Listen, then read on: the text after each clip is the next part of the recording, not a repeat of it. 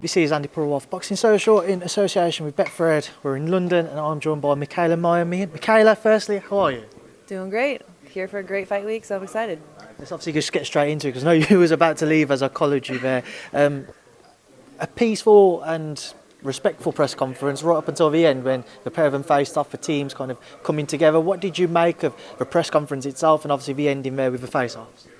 I mean, I guess I did expect Tyson to be a little bit more feisty. I mean, he usually is, but him and Fury-Whyte have history together, and they obviously have some level of respect for each other, and so that just wasn't the energy at this press conference, but that's fine. That's not always the energy. You don't want to be fake about it.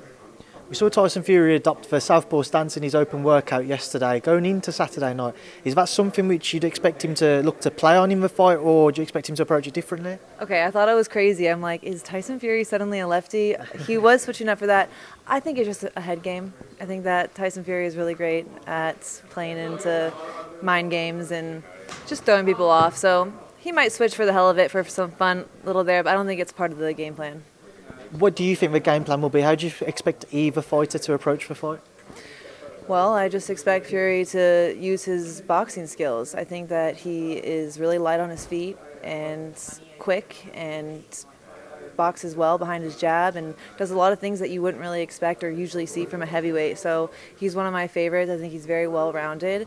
And I think that Fury-Whyte is going to have to close that space. I mean, he's a huge disadvantage with his reach and his height. So he's got to land the big shots, big overhand right. I don't know, though. After seeing Fury with against Wilder, I just think it's going to take more than Dillian to take him out.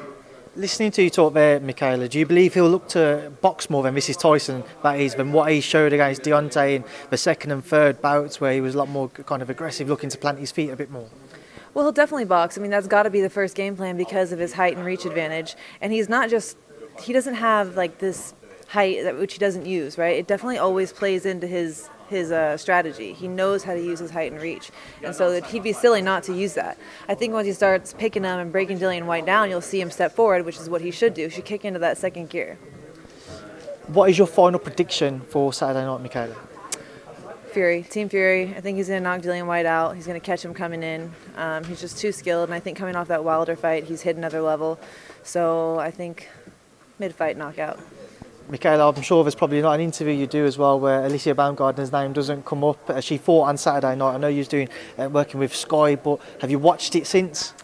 Watched the fight, and I think that she did not back her argument of being A-side with that performance. Very basic performance. She didn't really step up and show her skills that she's been talking about or her power.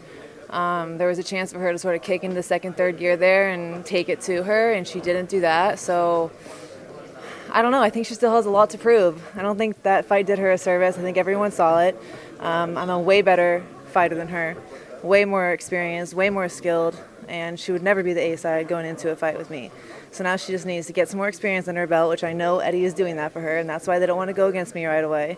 And she needs it, and so I'll see her when she's ready. How much did that performance surprise you, Mikaela? Did you expect her to look better than what she did and to look to force that stoppage, or because of your prior boxing knowledge and prior knowledge of her and trying to make fights with her, was it kind of what you expected? Well, I've always known that she's not as experienced and as skilled as everyone says. Look at her resume. All of her knockouts prior to Terry Harper were against girls with losing records. Terry Harper is her only credible win. And so with all her talk and hype, I expected her to run through this girl. I expect her to go in there and knock her out. This girl was not on her level. She's no longer in her prime. And not only did she not knock her out, which sometimes it doesn't happen, but she didn't even take it to her. Like, she didn't even kick into that gear, back her up. She really just showed minimal skill and showed that she's one-dimensional. And I don't do that in my fights. You always see me take it to the next level. I always take it to my opponents. I grow like this, and she just coasted through the fight. Mikaela, I did ask Alycia about kind of your past comments in terms of moving up in weight by the end of this year if that fight couldn't be secured. She actually said she'd follow you up regardless. Do you anticipate we will see the pair of you meet at some point, whether it be the end of this year or early next year? Are you confident that fight will be made?